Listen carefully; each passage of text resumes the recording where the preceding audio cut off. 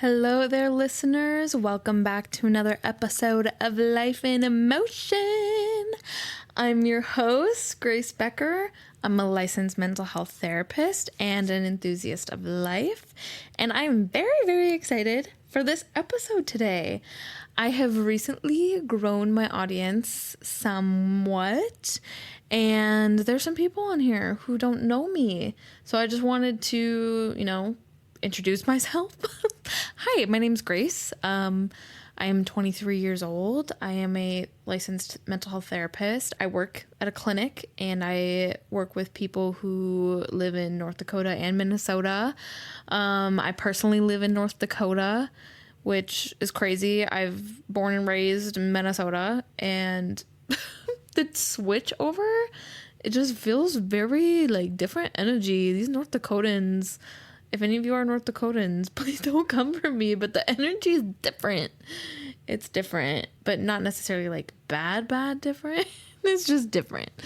But I am very grateful to be a part of the community now. So today's episode, I was going to answer some Q&A questions about myself, and there's some fun ones on here. I don't know if I'll answer all of them, so I'm going to kind of skim through, see which ones I will pick out and I will answer. But just so that you all can get to know me, maybe you'll relate to some of the things that I talk about. And yeah, just have fun with it. I like to have fun, so let's have fun, Okay, question number 1. What is a part of yourself that you used to hide but are learning to embrace? Oh, that's such a good question. Definitely parts of my appearance, especially my acne. I had an episode recently where I talked about body dysphoria and body image issues, and something that I kind of briefly touched on was acne. I've struggled with acne for a long time. I remember struggling with it since I was 11 years old, but it especially got to be pretty bad in my late high school, early college life. And when I was in high school, I would just cake on makeup to hide any acne. And looking back at pictures, you could still see it, but that's definitely something I used to hide about myself. And especially into college too, whether it was putting on makeup or was putting on BB cream, that kind of skincare makeup stuff, or it was putting my hair in front of my face to on the side of it to try and cover my side hormonal acne. But I've kind of learned just to embrace it, I've learned to accept it. I have acne scars, y'all, and they are not going away. My dermatologist told me that. I had a whole breakdown in her office 3 years ago about it. I cried to her.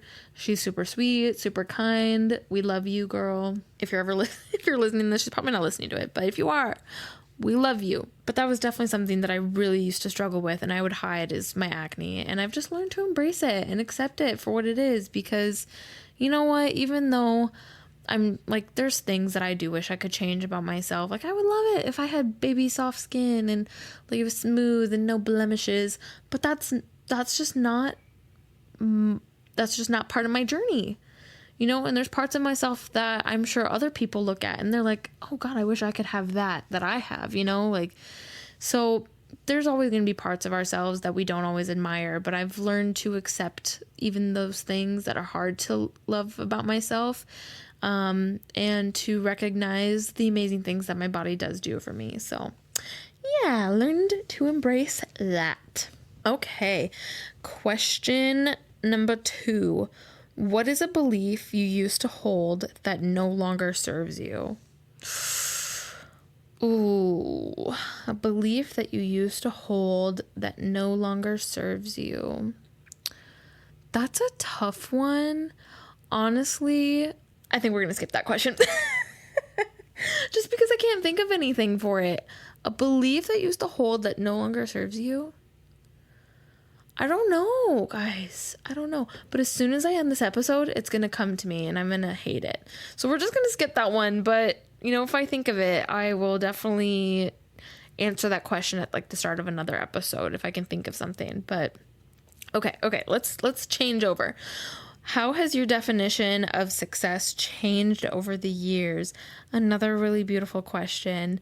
So, my definition of success has changed over the years, kind of depending just like the age and era of my life. When I was younger and maybe like middle school, my definition of success was definitely the friends that I had, the number of friends I had. Like if I was, had a lot of friend groups and I was a part of a lot of friend groups and I was getting invited over to parties and sleepovers, then that was successful because I was really popular, right?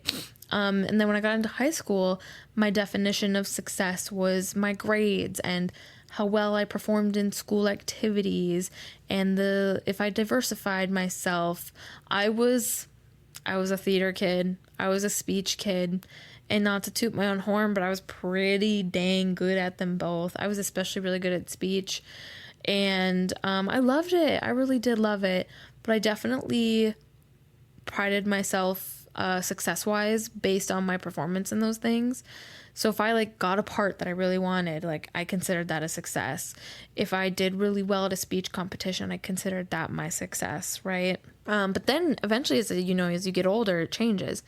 And so then when I got into college, my definition of success was kind of a little bit of a mesh of, friends that I have in my life, but not just quantity of friends, but the quality of friends that I had.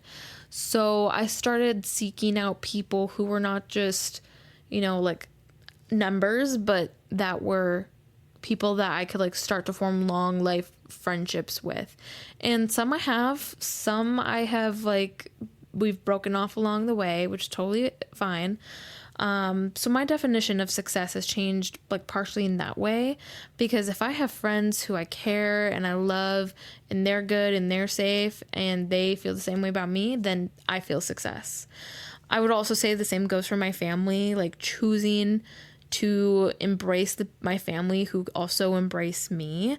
I have some family members who I have cut off. I have straight up cut off family members who do not serve me. And I view that as success because I've been able to uphold boundaries and give myself that respect even when others don't give it to me. And I consider that a huge success. So yeah, definitely friends, family, partner, Jaden, I consider our relationship a success. Is that weird to say? But my boyfriend, Jaden, and I, we have, been dating since 2025, since 2022. Ooh. No, 2023.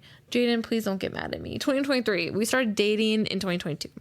But we became boyfriend girlfriend January in 2023. So, we've been dating for 2 years and we're going to be moving in together. And so that feels very successful, right? To be able to get a home together, move in together and start our life together. There's also personal little goals of mine that I've set. Every year I do a vision board and kind of mapping out my goals and how I'm going to achieve them, and breaking down the goals. So I have that's another good way for me to measure my success. And some of the things that I had on my vision board for 2025 was to travel to Europe, was to become debt free, go to more concerts. And I'm doing those things. I'm going to Europe in August.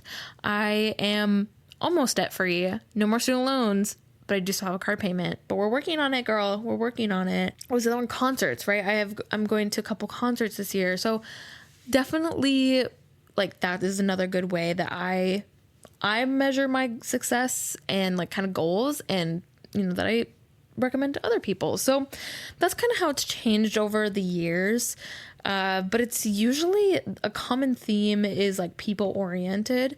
And I feel that's something that's going to just stick with me for the rest of my life is, do I feel successful if the people around me love me, care for me, and I love and care for them? Then yes, I think that will be my definition of success. And of course, my job, my passion, my career, helping other people with their mental health is to me one of the greatest successes of my life and one of the best things I'm ever going to do in my life. And so I am very, very grateful to be able to do that kind of work. So for sure that. Okay, next question. What is something you are unlearning right now? Definitely, and I think this is honestly just like, it's not linear. It's a lifelong process. Just like irrational thinking, you know, especially around like the body image stuff. But, you know, like I said, not linear. A person can learn all sorts of tools. I'm a therapist. I give tools and examples to people to work on their irrational, like distorted thinking. And I still struggle with it. You know, everyone does. And that's just something I'm trying to unlearn a little bit of, you know, like, girl, like we don't have to be perfect all the time. Like we can go easy on ourselves, or it's okay to make mistakes, or we don't get to choose what triggers us, you know, all these different things. So I'm definitely unlearning that negative, irrational mindset and trying to be more mindful with it. So that's that. Next question. What is a hard season in your life that shaped who you are today? Honestly, there's been quite a few rough seasons of my life that have shaped me. I would say for sure when my dad passed away, but not like in a oh I don't know how to talk about it. Like that shaped me in how my outlook on life. And it was really, really hard for a long time after he passed away. But I feel that because I was so young, I was 11 years old when he passed away. And he died in a car crash, and like another person was involved. I had to learn as an 11-year-old how to accept that my dad was dead and I was never going to see him again. I had to learn how to live with the knowledge that like there was another person in this world that like was a part of that happening, right? And like learning to forgive, right? Forgive that person. I had to navigate what it was like not to have that male role model in my life, which impacted me in so many ways after that, because I really struggled with relationships with men for a long time. And I'm not going to get too much into this because part of this is not my story to really share. But I'll share my experience of like, I know that after my dad passed away and like a year-ish, a little over a year later, my mom started going on dates more. And there was quite a few like people who had come into our lives because of that. And, I kind of got like a rough like outlook with men a little bit. Sometimes it's hard for me to trust certain men in my life. Like I'm a nice person, but when it comes to like romantic, sometimes it can be hard for me to open that part of myself up just because I've seen the way certain men have treated my mom in the past and how it's worked out for that. And like, I'm not going to go too much into that because part of it's not my story to share. But it's definitely shaped me, you know, and not having that role model of a man and how a woman, you know, ought to be treated in a partnership. It also made me very protective of my mom. I am a mama's girl. I love my mom so freaking much. I love you, Mama Kay. If you are listening to this, I love you so much. And I would do anything for that woman. I would do anything. I have a shovel. Like, tell me where we're going. I love her so freaking much, and I would do anything for her. So it's also shaped me in that way of like, when you lose a parent, you also learn how fleeting moments in your life are with the people you care about.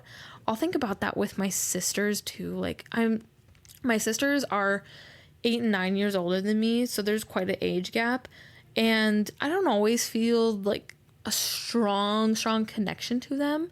Lately, as I've been getting older, I do feel certainly a lot stronger stronger connection to them. Just because I'm kind of entering that era of my life where I can relate more to the things that they have going on, and I do feel closer to them. But ever since my dad did pass away, I have especially put in that effort with people to be present, because you never know when it is going to be your last time with them. And I want them, like, when they, if when they leave this earth, knowing that I do love and I do care about them. So sisters, if you are listening, I do love you. I do care about you. I know you probably are cringing at me saying that, but it's true, girl. It's true. So I love you and shit, but whatever. So those are some just like few ways that a hard time in my life has shaped who I am today. Okay, what's another question? Have you ever outgrown a friendship or relationship? What was that like? So yes, both friendships and relationships, I think that is a kind of a common thing to happen. Outgrowing a friendship, there more recently, like friendships that I've outgrown, there was never really a big, falling out or big conversation. It was more so just like a drifting away. But I do have a previous long-term relationship where I just felt that it had like kind of outgrown each other. And how I worked about that was so my ex-partner and I, we had been together for 4 years, I think. And we had lived together, and the conversation of like how we had kind of drifted apart, there was no big event that happened. Like no one cheated. It was, it was a respectful ending of the relationship, and I still respect them. Well, I don't know if I respect them anymore, and I can tell you why. But when we first broke up, I respected them, and it was like respectful and all these different things. But I went about it in the way of like, we had multiple conversations before the actual breakup. Like I had brought it up to their attention of like, hey, like it feels like we're just kind of getting back in this same routine, the same cycle, and I want to break free from that. And we had just had so many conversations like that eventually it came time when, and it's so hard being the person to rip that Band-Aid off and to do it, but I brought it up to him and I was like, this is just not working out, and like, I do care about you and I want you to be with someone who like you can have that amazing like spark with, and that you can be in that routine, and that's great for you and this other person. But for me, I'm a Sagittarius girl. I need adventure. I need life. I need life in my routine. I do get bored if we just like get stuck in that same old. So that's kind of what led to it. But the tea on the situation is this person turned out to be rather rude and mean, not just to me, but to people I love, such as my mom, who I told y'all I'm protective of that woman. I'm going to get feisty over it because I'm a fire sign. I love her so much. And he was rude to her at an event, and she is a saint for real. And she's probably laughing at me saying that, but she is so kind to people, even people who don't deserve her kindness. And this person is one of them, my ex. And he kind of threw it back in her face, and I was feisty for her. So that made me lose respect for him. He was also rude to my best friend, and I'm sure it's hard when I can't say names, but that was just another time. Like, if you hurt the people I love, like, count your days. You better count them, because there's no coming back to me after that. I'm very firm on my boundaries. That's something that I preach a lot about, because I also know how difficult it is. I talk to my clients all the time about boundaries, and I tell them, like, yeah, it is so hard to set. And once you get going on it, like, it's going to start to become more and more natural. It was so hard for me to cut off my grandma, but I did it because I recognize that I, like, do not deserve that. And it was easy for me to end certain relationships and end certain friendships, because I just know what I will and will not put up with. And if you cannot meet my boundary, you're done. So, yeah.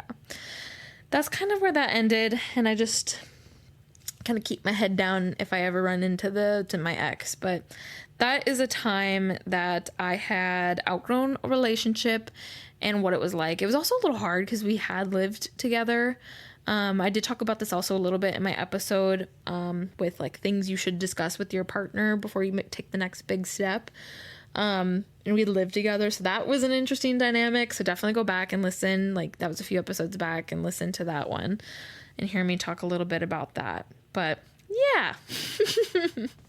Okay, let's get into some more fun questions, y'all. How do you feel most loved? I feel most loved when we can spend quality time together. I am a foodie, so if you ever want to go get some lunch, get some dinner, if you want to make food, if you want to get coffee, if you want to get a fun drink, I'm down for that. I love travel, and I love like just experiencing things, quality time. So I definitely feel most loved when people show up for me in intentional ways like that. It just shows me how much you care. So I really do appreciate that intention, that intentional behavior from other people. What is the most vulnerable thing you've ever shared with someone? Oh, honestly, y'all, I love my audience. I have to say one of the most vulnerable things I've shared with people is my insecurity about my insecurities. So my episode I did on like my body image issues, like that is pretty vulnerable for me. It's vulnerable for me to share that with people in my life, let alone a whole audience of people. So if you do go back and you do listen to that, or you comment down below on this video, just please be nice, because I am a real human with real feelings. I know it's shocking, but it is true, so please be nice. What's a moment you realized someone really saw you? This almost kind of relates back to like, how do you feel most loved? A moment that I realized someone really saw me, and there's so many people I can think about in my life who do this with me, like my friend Taylor, my friend Merritt, Jaden, my mom, my coworkers. Like, there's so many people in my life that I feel so grateful to be able to say that I feel like really see me. And most often it's when they're validating however I'm feeling, and I'm coming to them and I'm like, this is how I feel. And they're like, yeah, that makes total sense. And I just feel so seen, you know, I just feel so validated, so heard. So those are some moments that I just feel really connected with people. Because I'm a therapist, y'all. I love hearing other people's stories, and I love connecting with other people and being that person for them. But because that is my job, and you know, it's something I do for like, I'm not out here sharing my side of the story with my clients, obviously. So when a person in my life, my personal life, who does that for me, I feel so seen, so respected, so loved and cared for when they're asking me about myself, like how I'm doing really, things in my past, things I'm looking forward to, like different things like that, and getting my perspective. It just makes me feel so seen by other people. So yeah. Okay, let's see. Is there any other questions? I feel like there's got to be like some fun little things. 2 more questions and then that's a wrap.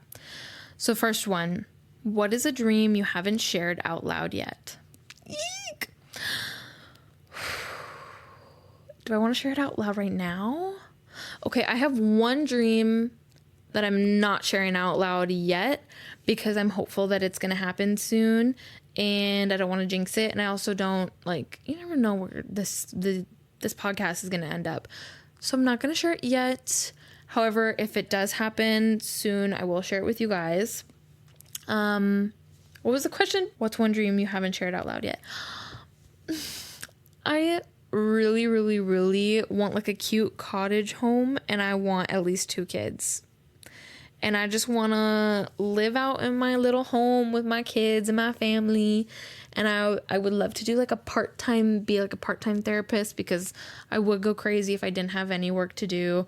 So I would love to do like part-time therapy, and just live my life with my family. That's a dream to me. I'm a family girl. And guys, my kids are not even born yet. And I love them so much. So that's a dream for me, you know.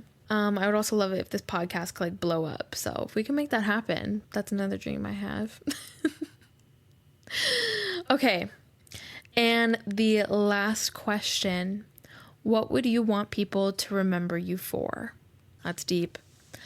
I would love to be remembered as the person who cared for other people, who was a supportive person, who was there for people in their time of need, that like day, night, whatever, I was there for them. And it doesn't matter to me necessarily the number of people I reach, whether it's clients, friends, family, whoever, coworkers, strangers. Like, it doesn't necessarily matter the amount of people I reach, but the way I impact them.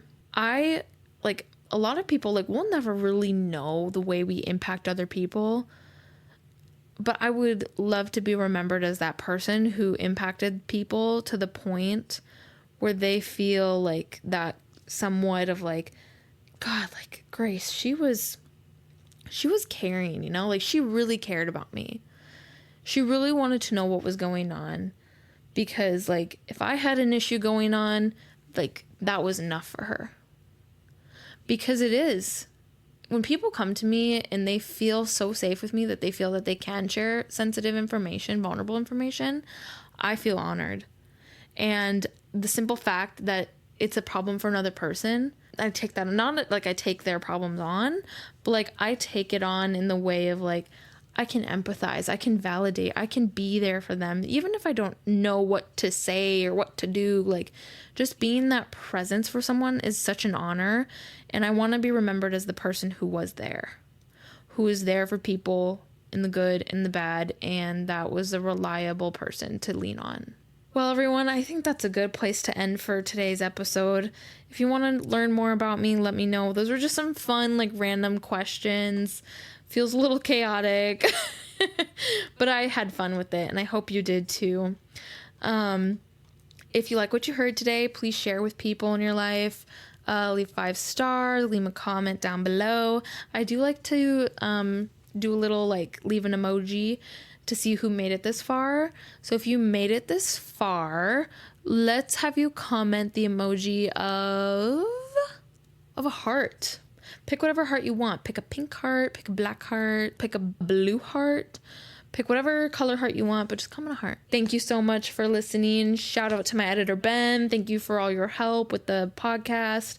If you want to get connected with me, all my socials are going to be down below. I post every Thursday, so make sure to stay tuned in to hear all about life in motion. But until next week, embrace the chaos and find the beauty.